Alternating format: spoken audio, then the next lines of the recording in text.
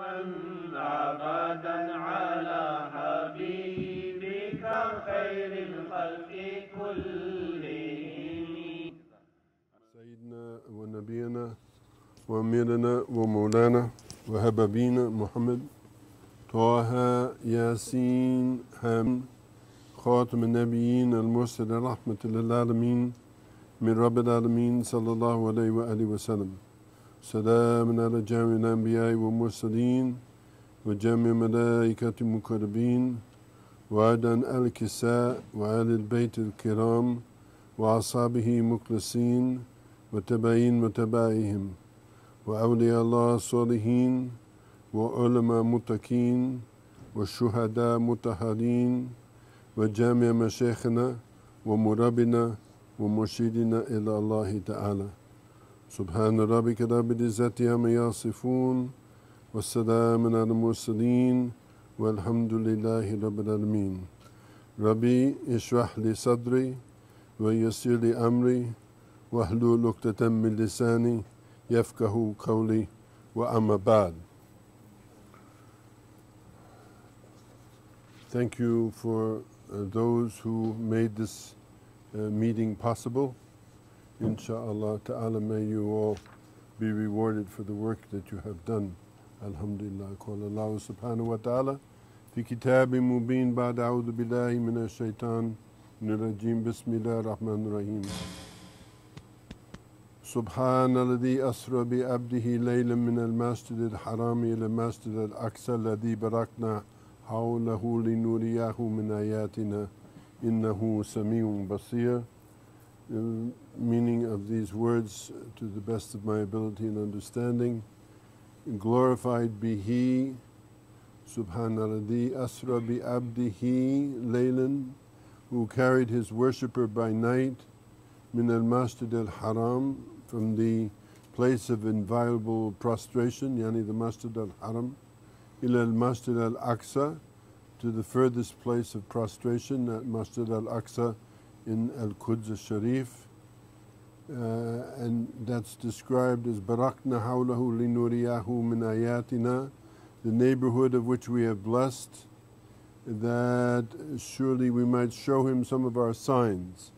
Surely he is the hearing and the seeing, referring to Allah subhanahu wa ta'ala in Surah Al-Isra. Since most of the people are not Arabic speaking, I will, and the time is short, I will not read in Arabic, but read the ayats from now on mostly in English. He further, Allah subhanahu wa ta'ala goes on to say in Surah Teen, and you'll understand the reason why. He says, Watini wa zaytuni, but I swear by the fig and the olive and Mount Sinai and this city made safe, in Surah Teen. And in Surah Al-Isra, ayat 60, he says, remember when we said to you, surely your Lord has encompassed the people all about. We did not make the ru'ya which we showed you except as a trial for the people. And in the same way, the cursed tree, meaning the tree in the Jannah that we mentioned in the Qur'an. We warn them, but it does nothing except to increase them in their transgression, from Surah Al-Isra. In Surah Al-Najm, the star, which was read before, for indeed he saw him, meaning the Prophet ﷺ, another time at the Sidratul Muntaha, at the cedar tree of the furthest boundary near to the garden of refuge, where there covered the cedar tree what covered it. His sight never veered, nor did it stray. Indeed, he saw the greatest among the signs of his Lord, in Surah Najm. In Hadith, narrated Jabir bin Abdullah radiallahu ta'ala an, that he heard the Prophet sallallahu alayhi wa sallam say, when the people of Quraysh did not believe me, meaning about this story of the night journey, I stood up in the Hijr and Allah showed me Al-Quds right before me, and I described it to them while I was looking at it. This is in Sahih Bukhari, volume 5, book 58, the hadith is number 226. So we find that everything that we're going to speak about is to be found, the basis of it, in the Quran and the hadith, Sahih hadith. So now we tell, inshallah, the story, we tell part of the story because, again, nobody understands that stories take time. And so always I find myself in the position of being squashed in time, not being able to dilate fully and give you the full story. So I will give you part of the story of Isra wa Miraj. One of the ashab, radiallahu ta'ala anhum, said, Ya Rasulullah, don't tell the people this story, for they're going to call you a liar and they will insult you.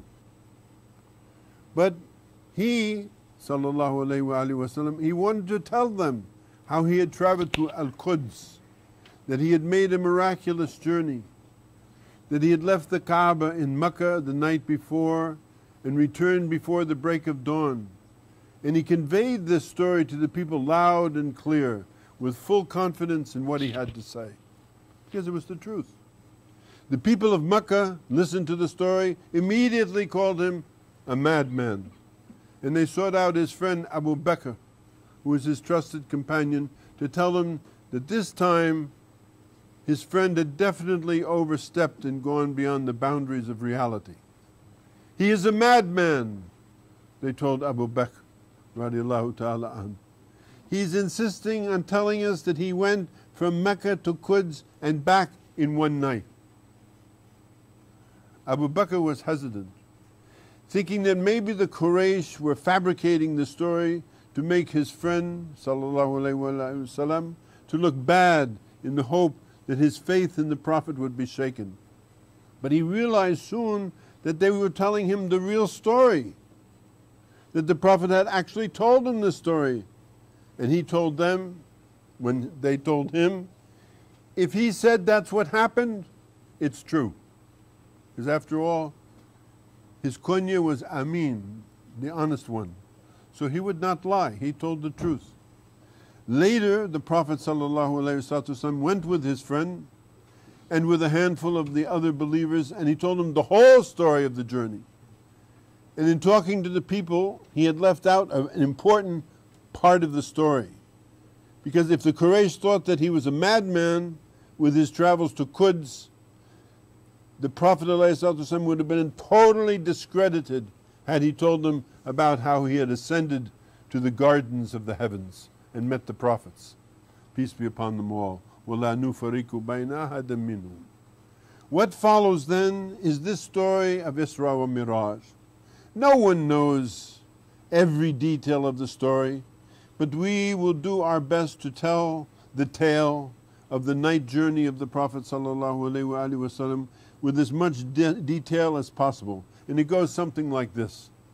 It was in the month of Rajab, imagine, when the ceiling of the house in which the Prophet was staying was opened, and the angel Jibreel alayhi salam descended and cut open his chest and washed it with Zamzam water. And then he emptied something from a container into the chest of the Prophet alayhi salam to increase his wisdom as well as the strength of his belief. This was done to prepare him for that which he had yet to see in the upper worlds from among the wonders of creation. The miracle of Isra is confirmed by Allah in the Quranic ayat which we quoted at the beginning of the story, glorified be he who carried his worshipper by night, and I've read that all to you. The journey is also confirmed in the Sahih Hadith, and as such there is scholarly consensus, yani ijma', that the Prophet ﷺ journeyed in body and in soul the night of Al-Isra from Masjid al-Haram in Mecca to Masjid al-Aqsa in Quds, or what they call Yerushalayim or Jerusalem. However, moreover, these scholars indicate that the person who denies this Isra is a blasphemer, for belying the explicit text of the Quran, because this is what Allah has said.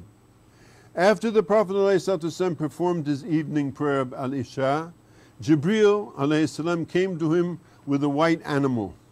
There's a kind of a picture of it. Slightly larger than a mule or a donkey, between a donkey and a mule in size.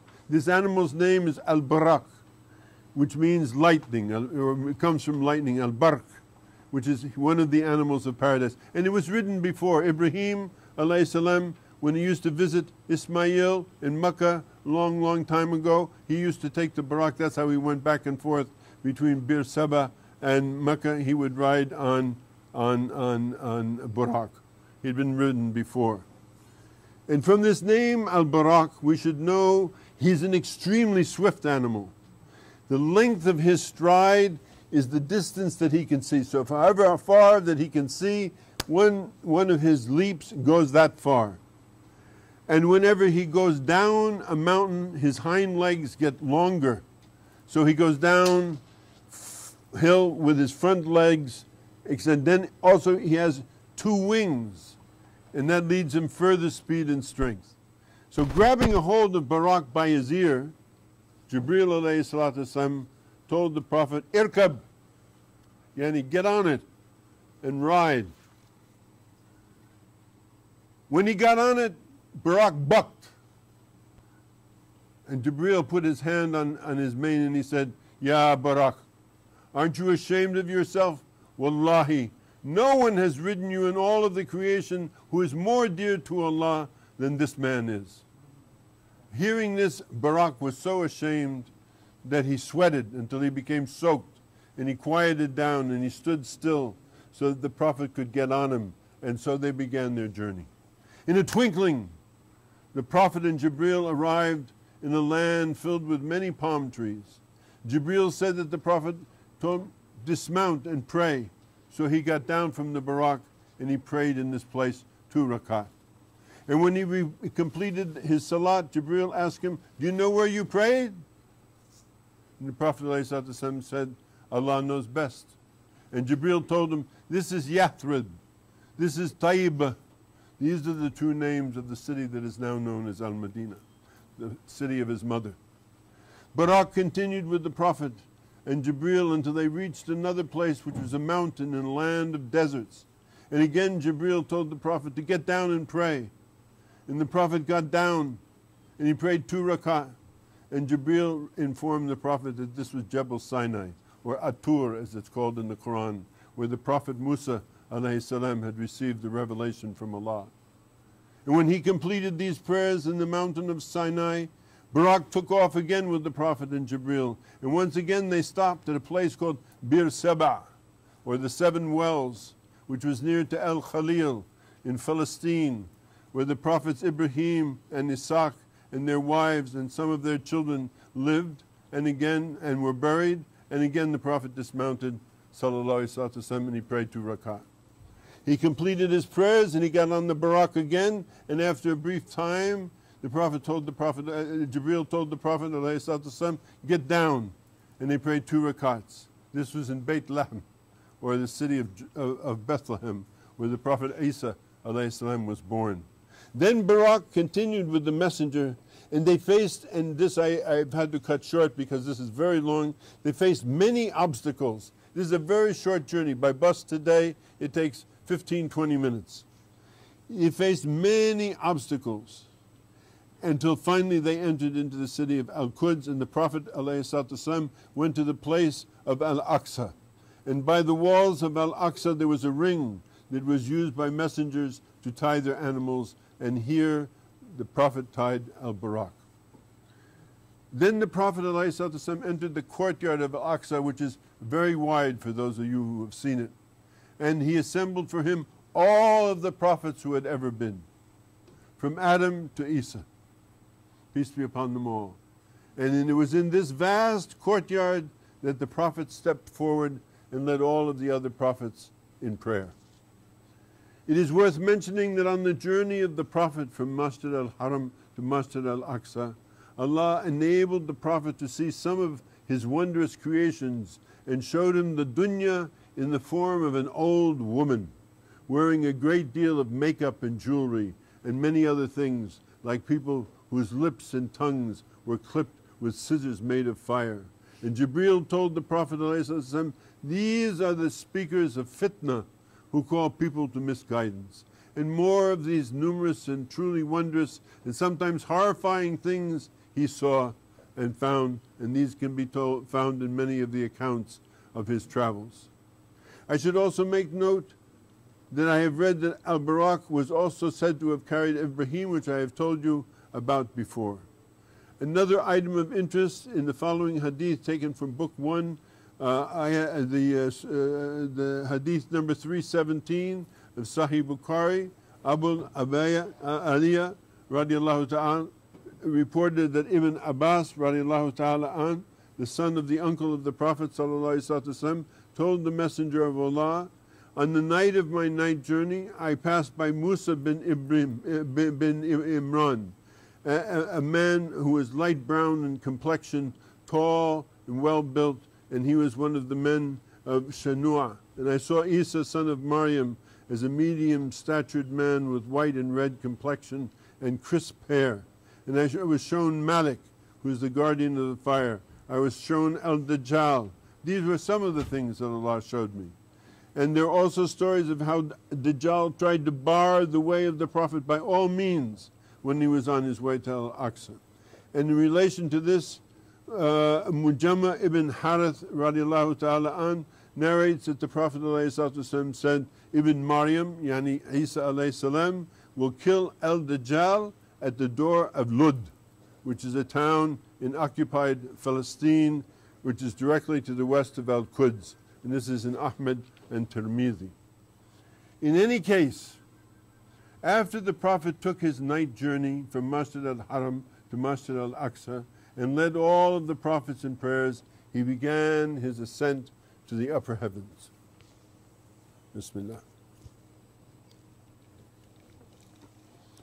The Prophet sallallahu alayhi wasallam ascended into the heavens from a rock.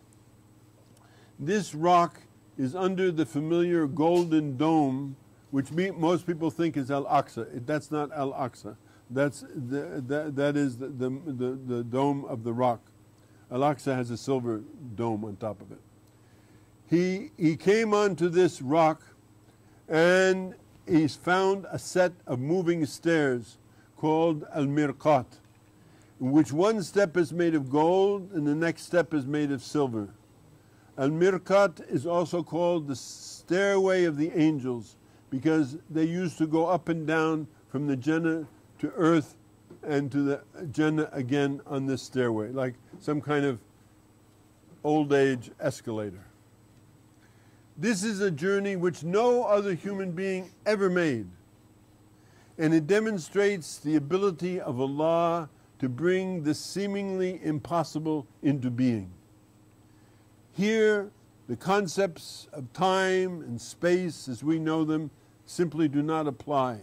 This is beyond our capability to understand the power of Allah. In his sayings and traditions, the Prophet ﷺ described the size of the heavens. Close your eyes and see this. The first heaven, as compared to the second heaven, is like a small ring, like a ring like this, small ring like this, in the desert, compared to the seventh heaven. The magnitude of this is unimaginable. Our earth, what we call the universe, is all of this is contained within this. All of that is contained inside of this. All of that is inside this ring. Even the knowledge that we have of time and how far the universe extends and what wonders it contains, all of that is inside this small ring. All of that is inside of this small ring.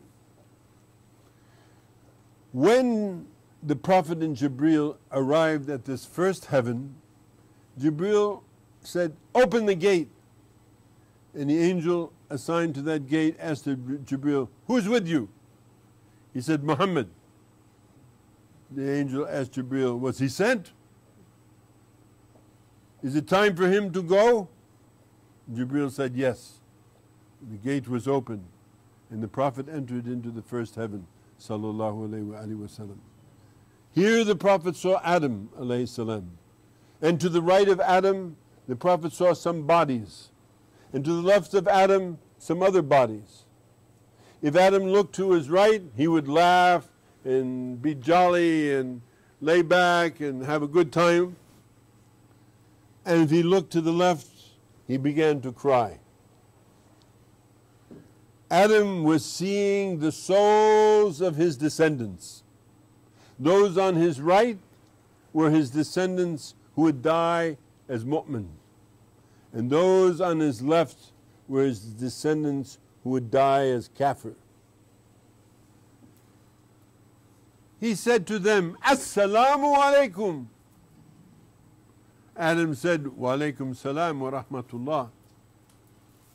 And he expressed his faith in the prophethood of Muhammad sallallahu alaihi wasallam and called him my pure son, the pure prophet.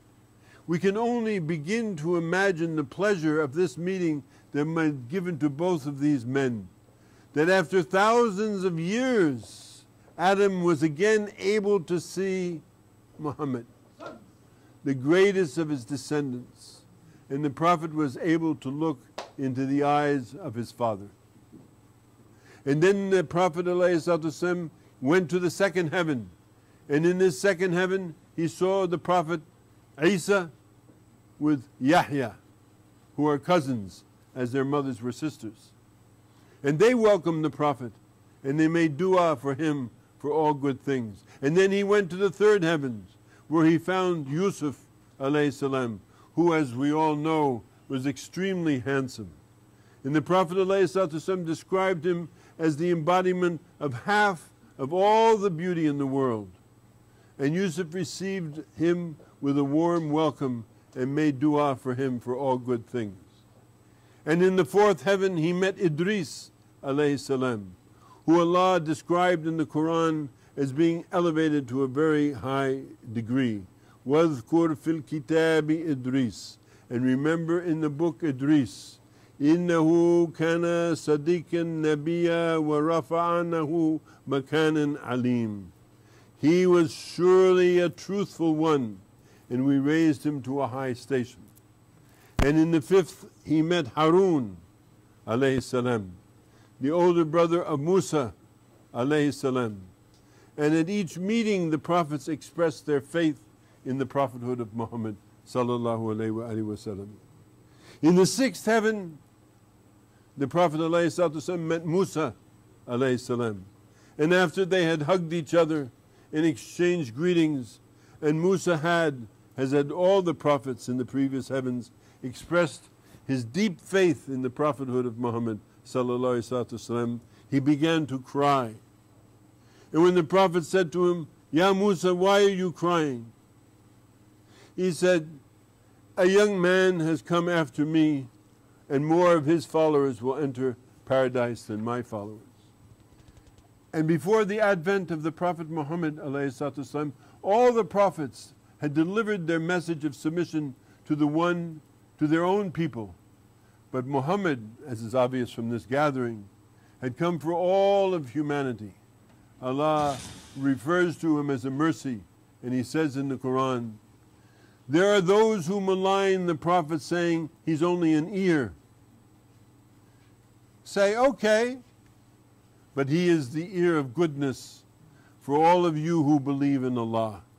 And those who believe in the believers, he is a mercy to all those among you who believe.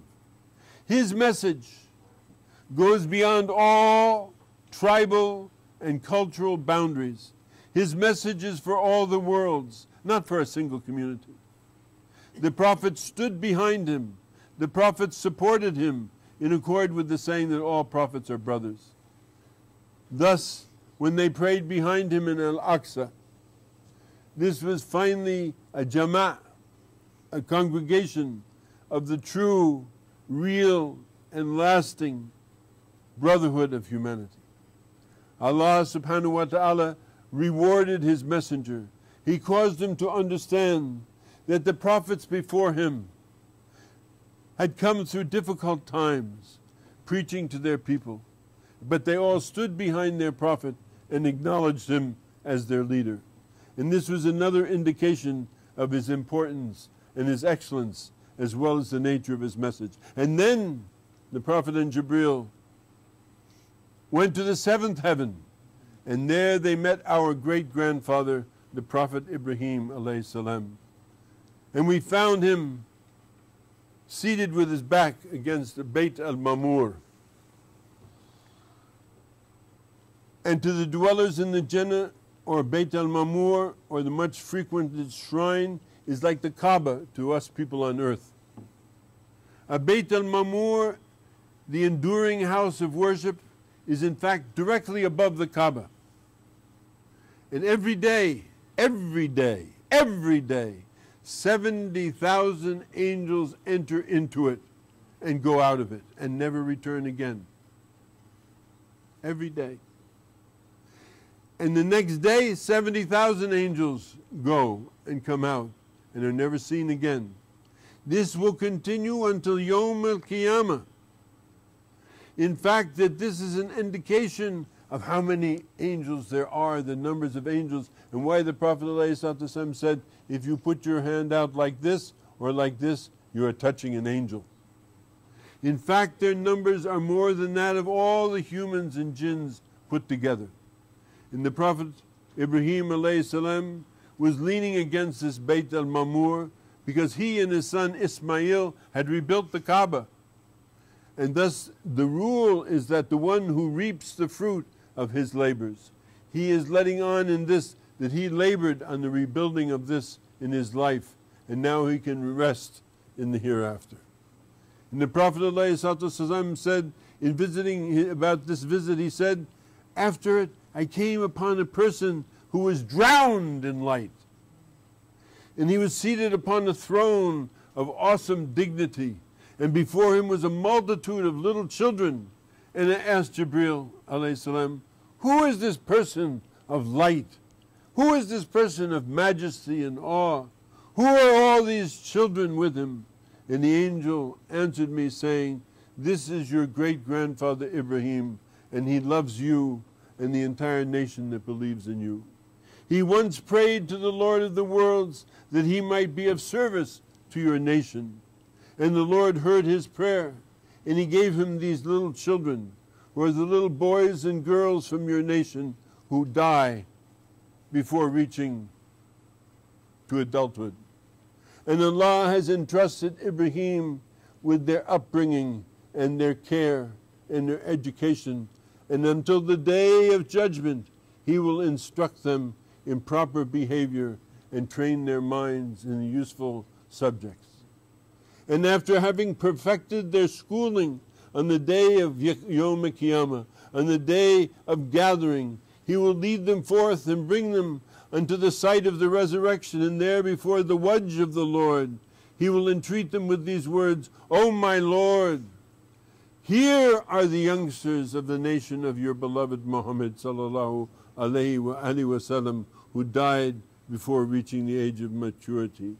According to your order and to your command, I have taught them and I have trained them in all the useful branches of knowledge, and I have brought them now here before your majestic throne, and yours is all kindness, favor, and grace.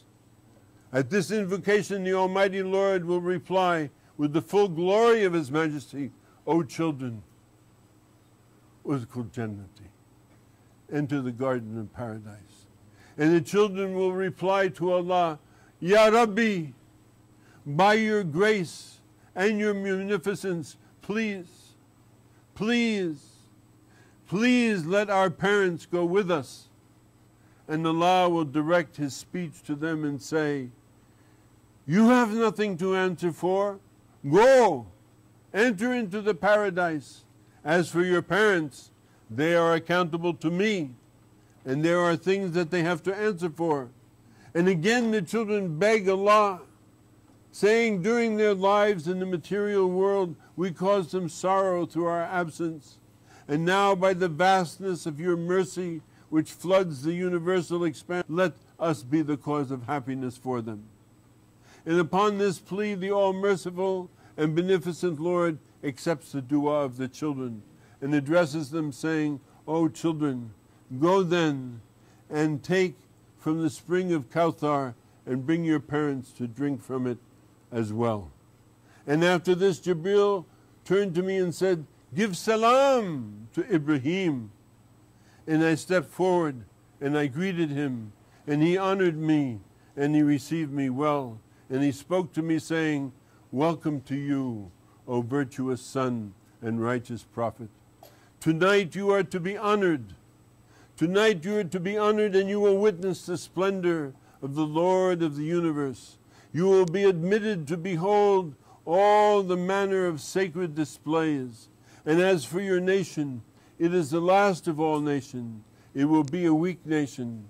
So do not neglect to intercede with your Lord on their behalf. And he continued, Ya Muhammad, give salam to your ummah from me, and convey to them my advice. My advice to you is that this world is of passing nature and of swift decline. In the eyes of my eyes, it is but a base and contemptible manner. Its attributes do not equal the value of the wing of a fly.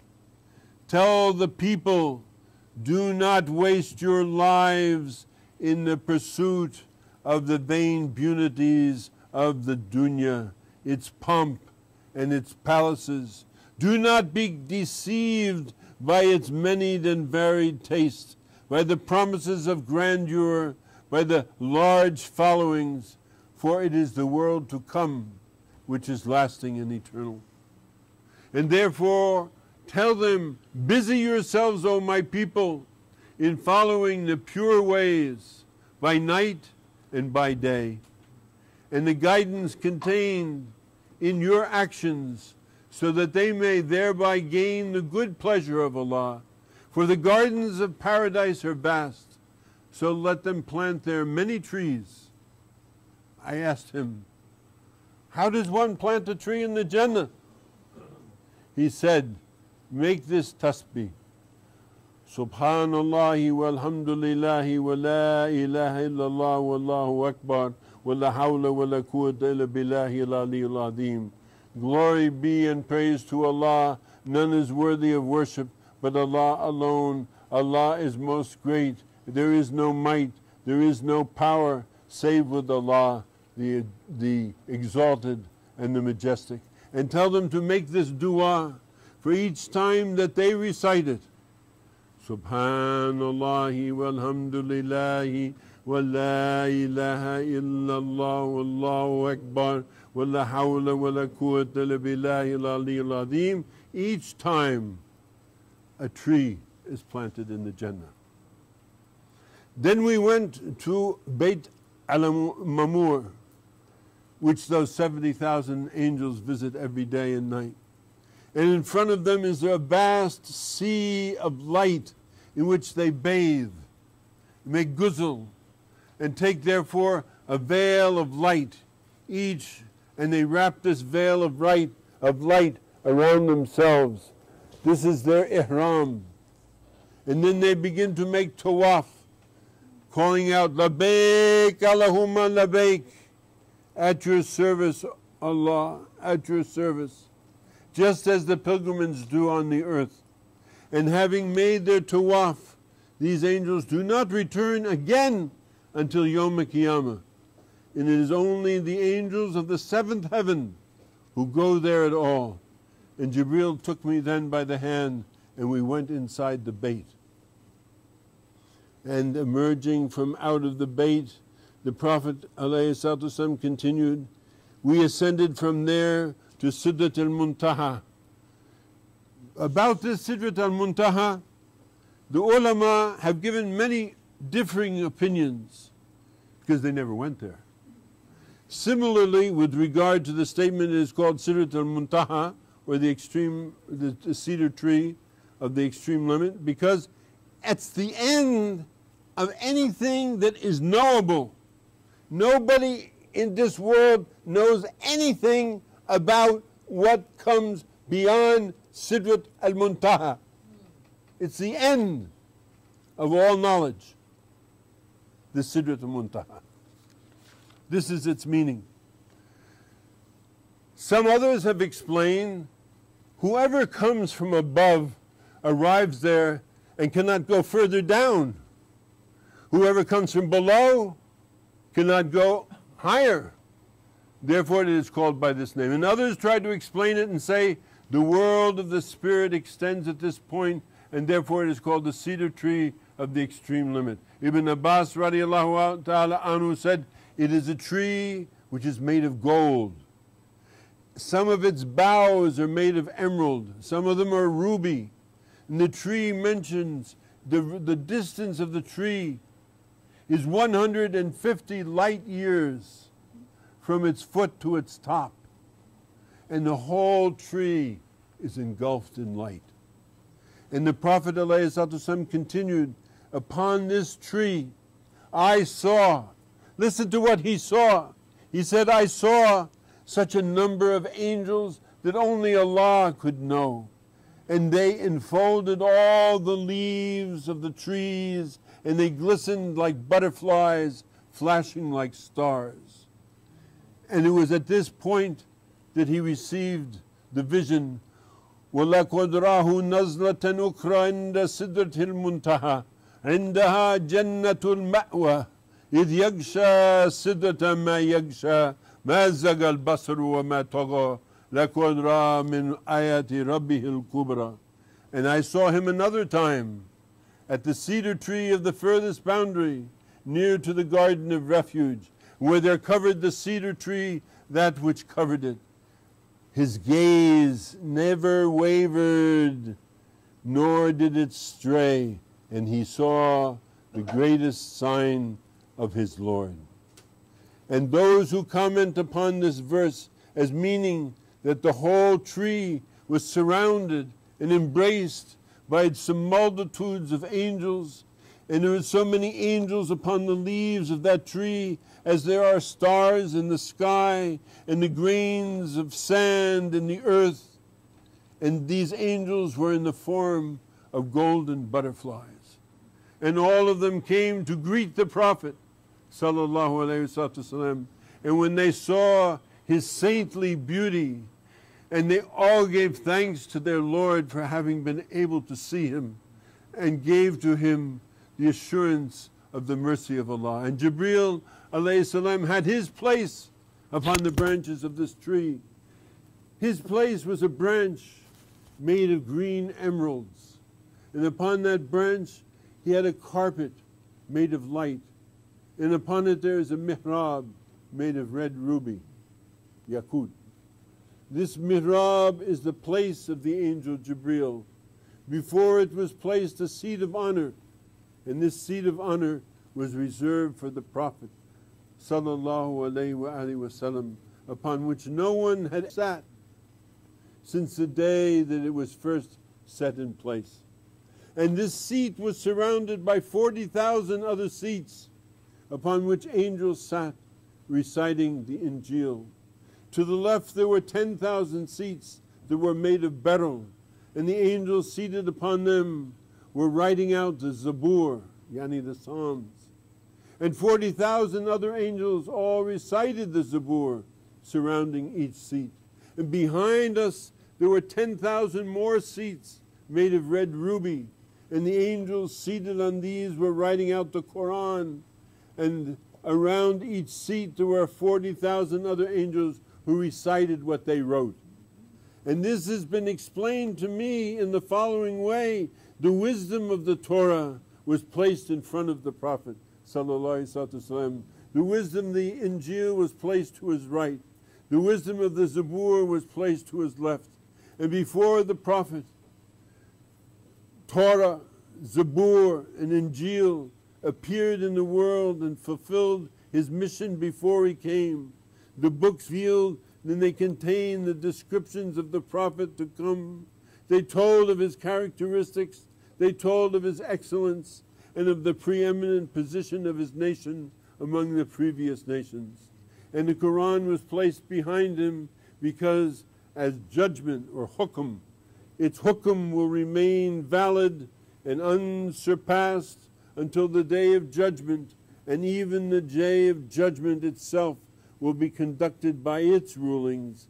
It is a sign of its remaining free and safe from all abrogation, all substitution, all alteration, and any corruption.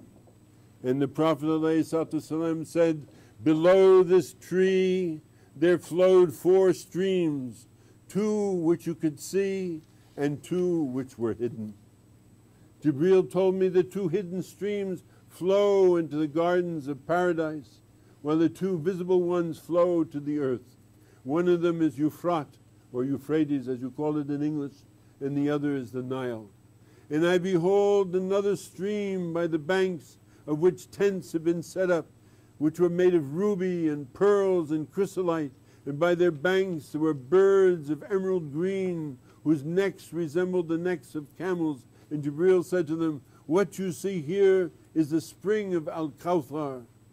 Allah has made you a gift of it.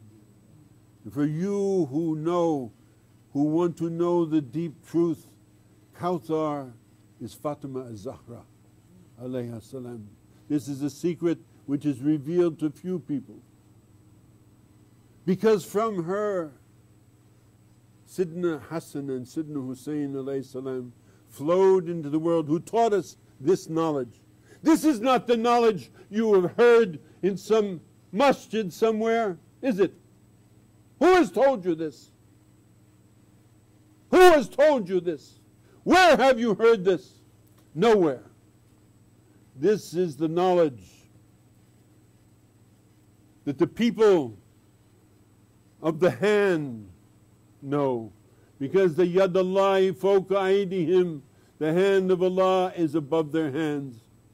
I am the city of knowledge, and Ali alayhi salam is the gate to the knowledge. And from Hassan and Hussein flow all the knowledge of this into the world.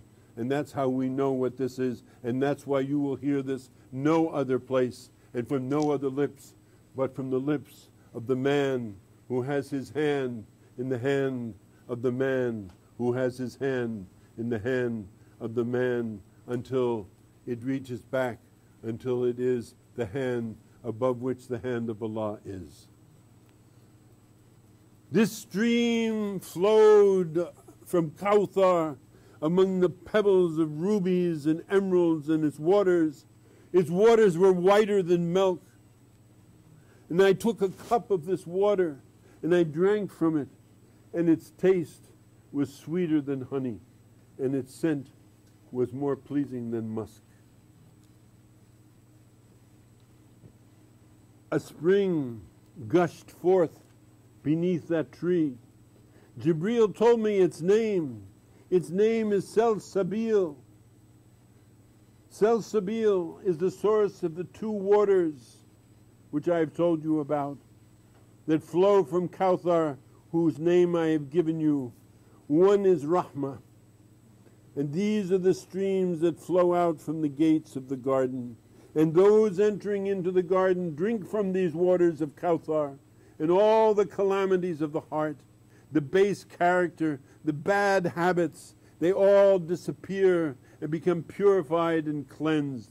And they bathe in the spring of mercy, the spring of Salsabil. This is the source of these waters. And after bathing in this spring, they enter into the Jannah, and never again will they age or ever become old. And I saw before my eyes groups of angels passing in rows before the Sidratul Muntaha. And these rows were joined together in a straight line that streamed far, far into the distance through the night until they were out of sight. They formed such a long lines that were a bird of the swiftest flight to fly among it and along it for 100 years, he would not reach the other end. They move faster than the wind, swiftly as an arrow flies. And I asked Jibreel, where does this multitude of angels come from? Where are they going? And when did they begin? And Jibreel said to me, alayhi salam, they have been passing since the time they were created, ceaselessly in their passage. And I know not from where they come, and I do not know where they go. I marvel at their great numbers. And I remarked it to him under my breath. In an instant this verse was revealed to me through Jibreel, as he says, وَمَا يَعْلَمُ جُنُودَ رَبِّكَ إِلَّا هُ.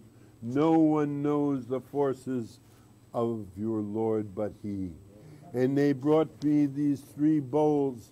One of them was filled with wine, one of them was filled with honey, and another one was contained with milk.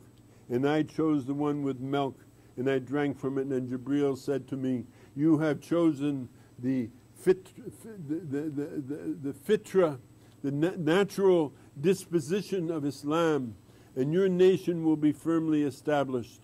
Had you chosen the cup of wine, your nation would have been rebellious and fickle. I saw an angel at the Sidratul Muntaha greater than all the other angels I have ever seen. He measured, listen to this, 1,000 times 1,000 years traveling by foot. This angel had 70,000 heads. Every head had 70,000 faces. On every face there were 70,000 mouths. Each head was covered with 70,000 claws, and each one of these claws was embellished with 1,000 times 1,000 times pearls. And each of these pearls was so great that there appeared a sea in the midst of which fish were swimming, and upon their backs was written the kalimat al-tawheed, ashhadu an la ilaha illallah wa ashhadu anna Muhammadur Rasulullah sallallahu alayhi wa sallam. The angels, engaged in exaltation of their Lord, placed one hand upon the head of the Prophet and one hand on his back. And the beauty of the voice was such that it caused a commotion at the divine throne. And I asked Jibreel to tell me, who was that angel? And he said, Allah created this angel 2,000 years before He created Adam. And I asked, where had he been all this time? And where was his place of dwelling? And Jibreel said, in paradise there is a place to the right of the divine throne, and that is the abode of this angel. And he was brought there to meet you. And I went up to him and I greeted him, and he rose up in answer to my salams. He spread his wings, and all the heavens and the earth were covered by their expanse. He kissed my face and he said, good tidings to you, O Muhammad, and to your nation. The angel, the Almighty has decreed that your nation might have a most singularly blessed month, that He might forgive them their sins. This holy month is the month of Ramadan. He meant it as a gift for you and for your nation. For its sake your nation will find forgiveness. And I have been sent here this very night to announce to you this great gladness. And then I saw 2 boxes standing before him, and each of those boxes there was a key, and the key was made of light. And I asked the angel, what's inside those boxes? He told me, in one of these boxes there are the letters of release from the fire for those among your nation who fast the month of Ramadan until the moon, up until the day of judgment. And according to another narration, the angel has said, every day of Ramadan at the time of iftar, the breaking of the fast, the angel frees from the fires of hell 600,000 of his servants who have fasted. And when Jummah comes, he frees 600,000 prisoners every hour for 24 hours from the fire until the night of power has come. And on that blessed night, that is to say, during the 24 hours making up that night and that day, at the beginning of every hour, the Lord frees from the fire as many of his servants as he has freed since the beginnings of the holy month, including the days of Jummah. And the last days of Ramadan, at the time of the iftar, the Lord sets free as many of his servants as he has set free during the whole month, including the Jummah days and also the night of power. And the angel told me the other box contains a precious gift. This precious gift is that on the day of judgment, 70,000 persons of your nation will be granted entry into the Jannah without question and without reckoning. And their certificates of release are contained in this box. In addition to these 70,000, each one of them will be granted the release of another 70,000 from among his friends and relations and other disobedient Muslims.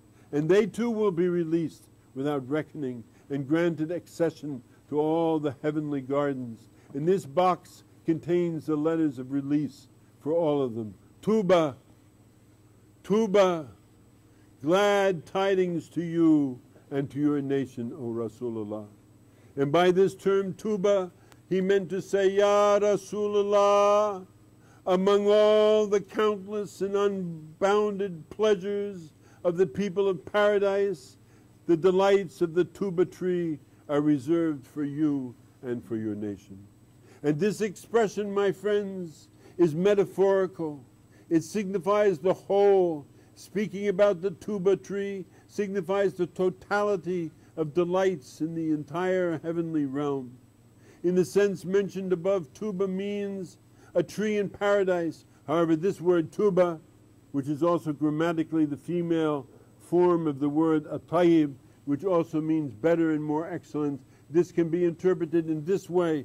I give you tidings of great gladness to you and to all of your people, those who pass their days in this world in a good way, spend their time in a commendable fashion, perform good works all of their lives. When they reach the end of their days, will return their trust in the light of faith, uttering the words of unity, whose questioning at the grave by the angels Munkar and Nakir will be made easy. Their graves will be like the gardens of paradise, in which they will be at ease and gaze out upon those beautiful green gardens through which the rivers flow, through which the houses are made of pearls, in which the luminous egged eyes of angel people walk among them. On the day of gathering, they will be gathered under the banner of praise, the Law al-Hamd, and they will receive many blessings under the shadow of that great tree. There are those who will be given their books into their right hand, and whose reckoning will be light, and they will cross the bridge of the Sidra with those who are the first to cross it, and they will, by the grace of Allah, be among those who enter paradise freely, without question, without judgment. They will be granted the swiftest and the sweetest of all bliss in being privileged to gaze upon the divine beauty of Allah, and this will have been attained their ultimate desire, and their tidings I give to you and your nation, Ya Muhammad. This mercy to the world, continued his narration. Here too I saw the angel Jibreel in his true form.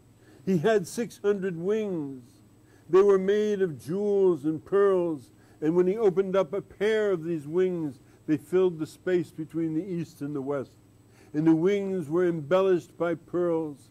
He would have taken a swift flight flying bird 500 years. Some other sources say 700 years to measure the distance from one shoulder to the other shoulder. And thus we came to an open space from where we would hear the sound of the writing of the divine pen. And I said to Jibreel, go ahead. And Jibreel said, no, you go ahead.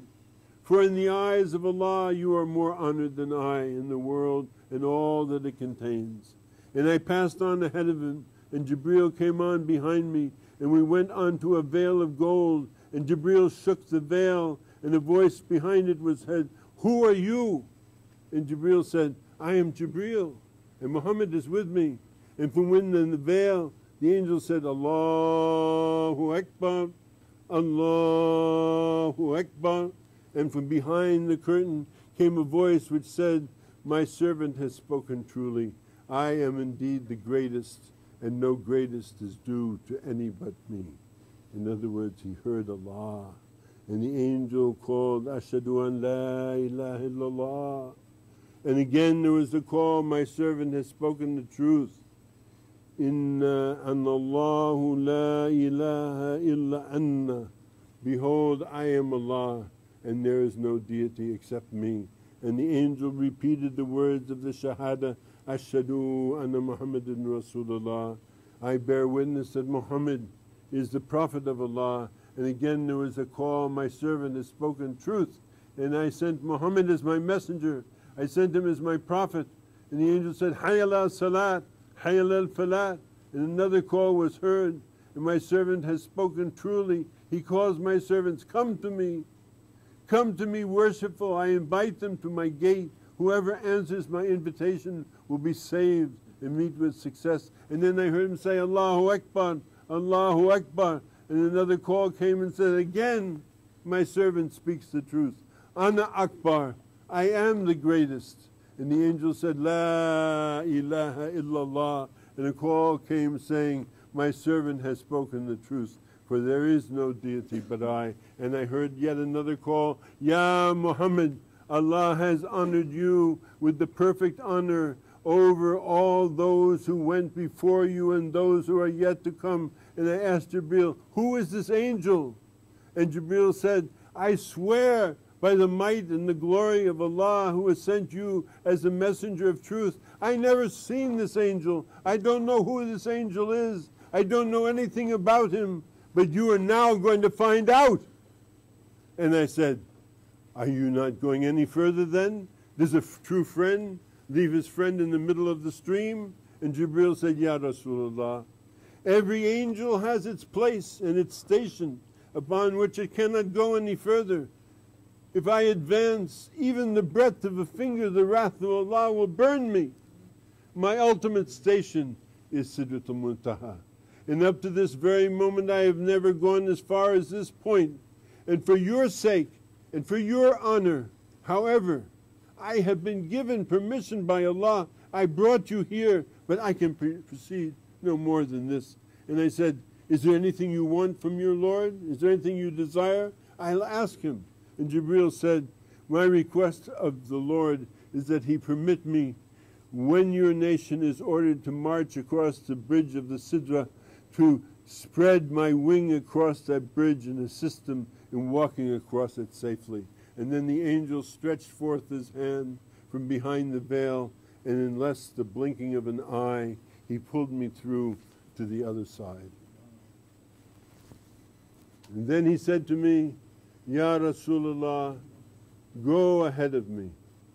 In short, while he had brought me before a curtain of pearls, and he stirred the curtain, the angel's voice was heard from behind it asking, who is this? And the angel said, I am the angel of the golden curtain, and with me is the most honored prophet of the Lord. And the angel behind that veil said, Allahu Akbar. And he stretched out his hand from behind that veil, and he pulled me across. In a little time, as it takes for the eye to blink, I went, and I traversed the curtain, and I found myself stand for him, where he greeted me with every mark of honor and respect. In this way, I passed beyond the 70,000 veils, and each one of these were made of different kinds of jewels. And the distance between each of these jewels, again, was 500 years of traveling. And in the thickness of it was another 500 years. And when I went through all of these things, I remained alone. And then the rough came to me and became visible in the shape of a green cushion. And it greeted me and with greetings of peace and spoke to me, and he said, sit down, for now I will carry you. Now during this night of his Miraj, the Prophet journeyed upon 5 different things. First was Buraq, remember? That took him to Quds. The second was the Miraj, the escalator or the steps of silver and gold, in which he went up to the first heaven. The third was the wing of Jibril when he approached the far veil. The fourth were the angels who pulled him from one veil to the next. And the fifth was the green cushion of Rafraf, which he proceeded as far as Allah wished him to go. Mutaki'ina ala rafrafin khudrin, seated on green pillows in Surat Rahman. The Prophet continues his narrative. I sat down upon the Rafraf and it took me as far as the kursi. Wah, wah, wah. It took me as far as the kursi. And Almighty Allah said to me, who had created the kursi, it is very great, so great it defies description. In the Quran he says, وَاسِيَ كُرْسِيُّ السَّمَوَاتِ وَالْأَرْضِ وَلَا يَؤُودُهُ حِفْظُهُمَا وَهُوَ الْعَلِيُّ الْعَظِيمُ. His kursi is vaster than all of the heavens and the earth. He's not entired by their preservation. He is the high, he is the sublime. Ibn Abbas radiallahu ta'ala an said about him in his commentary, if you took the 7 layers of the earth, if you took the 7 layers of the heavens, if you put them all together and spread them out next to the kursi, they would be again what? A tiny ring which has been lost in the desert. And between that kursi and the arsh there are 70 veils. And if it was not that, the angels of the kursi would be burnt from the light of the seat of divine authority. Now I must make a note here.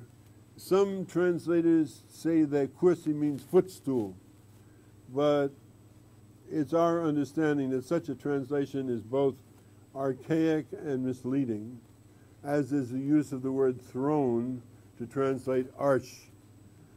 Both of these terms lead to some kind of anthropomorphic thinking and ideation, which bring into mind that picture that most Westerners are so familiar of that old man with the long white beard sitting on his throne with his finger stuck out. Well, I tell you something, Allah is neither an old man, nor does he have a long white beard, nor is he seated on anything. There is divine authority, which is based on a foundation. And for these and for many reasons, we translate this word kursi as foundation and arsh as divine authority. In any case, the Prophet continued his blessed narration, sallallahu alayhi, and he said, I passed beyond these veils. Between each of these veils I saw many amazing things. I saw unspeakable sights. I saw numberless strange seas, and within them strange and wondrous creatures. And I saw many angels, some of them of dreadful guise, but to comprehend them or to describe them, it exceeds any human means. And after passing all of these veils, I reached to that, what we'll call divine throne. And when I reached it, I witnessed great events. One drop fell from that into my mouth, and the sweetness of it surpassed anything I ever tasted. And when I had swallowed it, the Lord of the universe enlightened my heart with the knowledge and wisdom of all that had gone before and all that was yet to come. This is Muhammad sallallahu alaihi wasallam. The light from the throne surrounded me and I was engulfed by it. I was aware of nothing but light. And when light faded, it faded into light. And it received everything through my heart's eyes, as clearly as though I were looking through my eyes. I looked through the eyes of my heart, and I perceived what was behind me as clearly as what was before me through the eyes of my heart. And after all of this occurred, I came into a state when I heard absolutely nothing but the voices of the angels. Neither the voices of the angels did I hear, nor the sound of anything. It was absolutely silent. And this caused me to experience terror. And I heard the voice of a friend saying me, and then this is a very important subject which needs to be very well understood, because the reason for the Prophet ﷺ going to that place was not to see Allah, as Allah is not in any particular place, as we mentioned above. The Prophet ﷺ was taken to these stations in order to witness the entirety of the creation and to see the manifestations of the supreme majesty and power of Allah. لِنُرِيَهُ مِنْ آيَاتِنَا, that we may show him some of our signs. لَقَدْ رَأَيَ مِنْ آيَاتِ رَبِّهِ الْكُبْرَى, and surely he saw one of the greatest signs of his Lord. And as the Lord of the worlds here describes a thing as being great, how great must be. So perhaps the Prophet ﷺ, he's only given us here a summary report of what he saw. All these veils and pearls and rubies and everything, this is nothing. It's just some way that we can get our heads around it in some way. The Prophet continued, he said, when I reached to this place, I wanted to take off my sandals. But the place of authority spoke to me and said, "Oh, beloved of Allah, step upon me with your blessed sandal, so that I may take pride in the fact that the dust from your sandal has fallen upon me."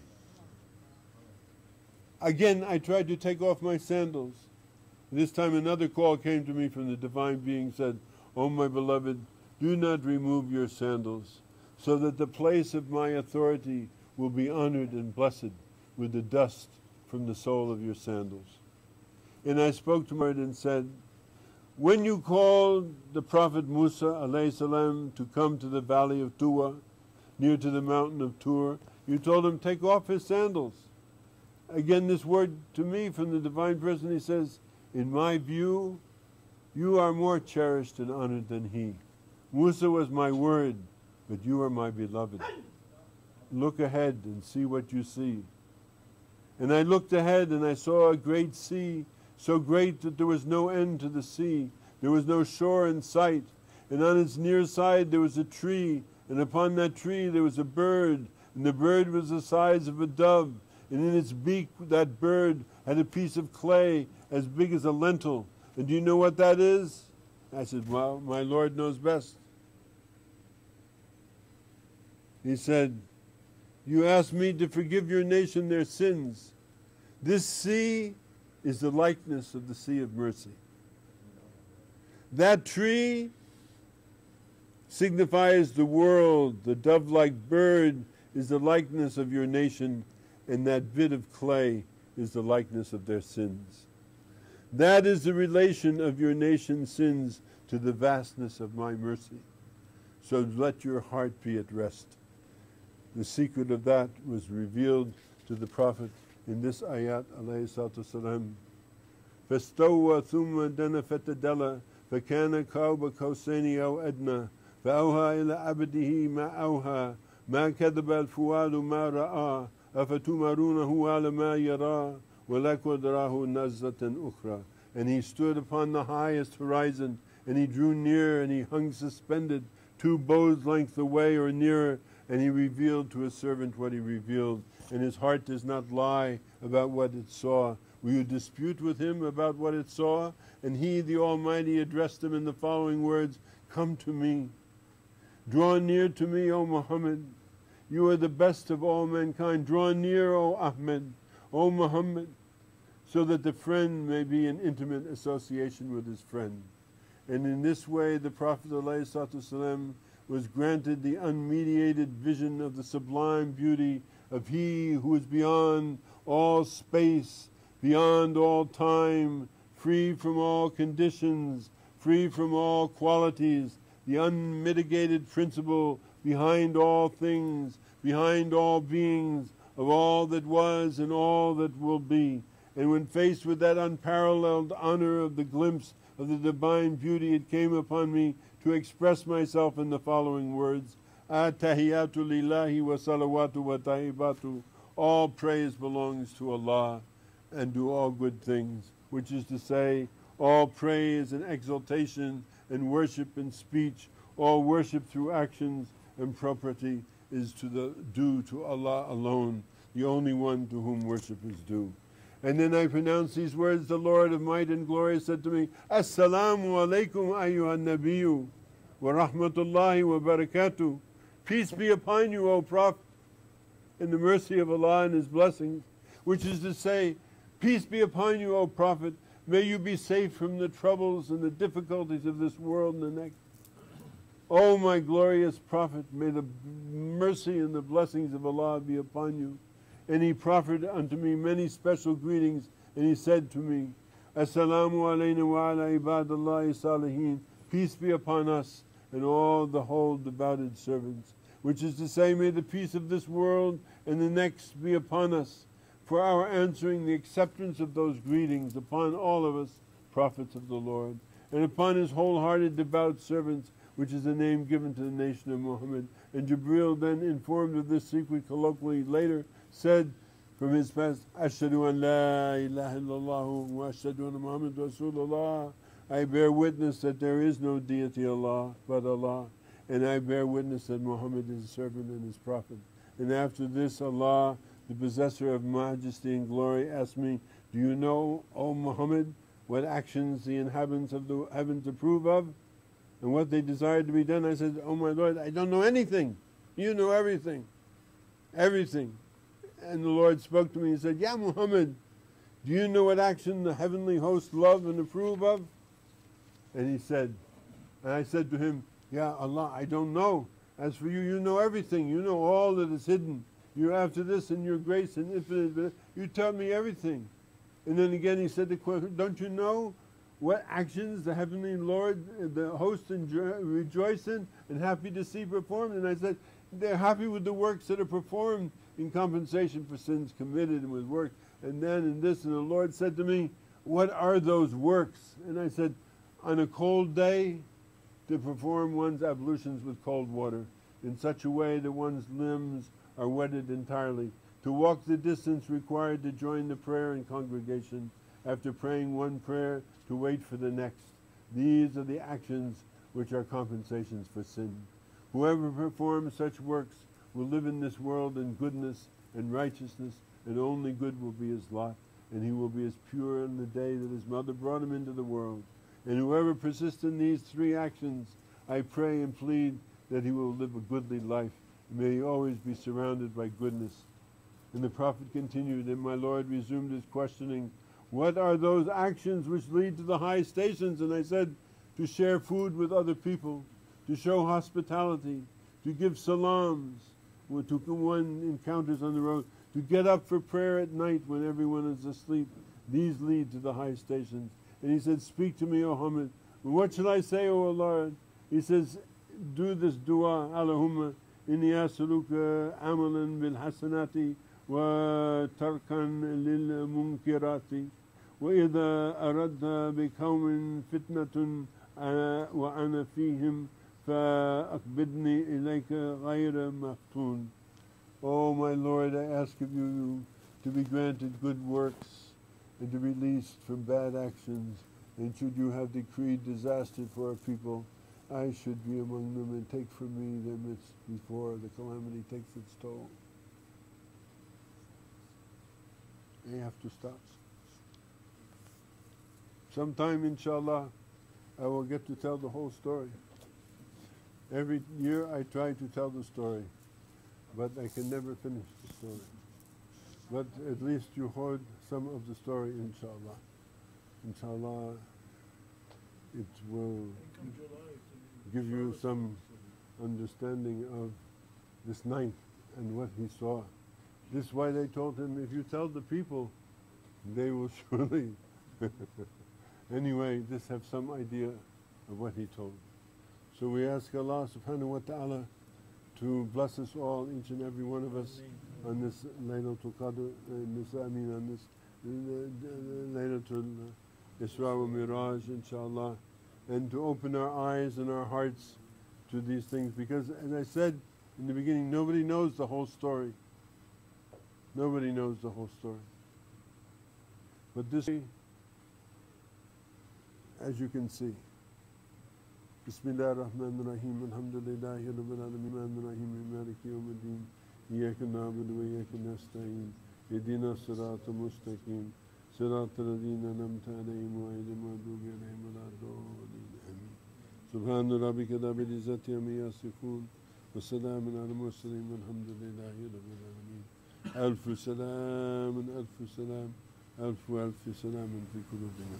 Alhamdulillahi rabbil alamin. تكبير الله أكبر تكبير الله أكبر أبدا على حبيبك خير الخلق كلهم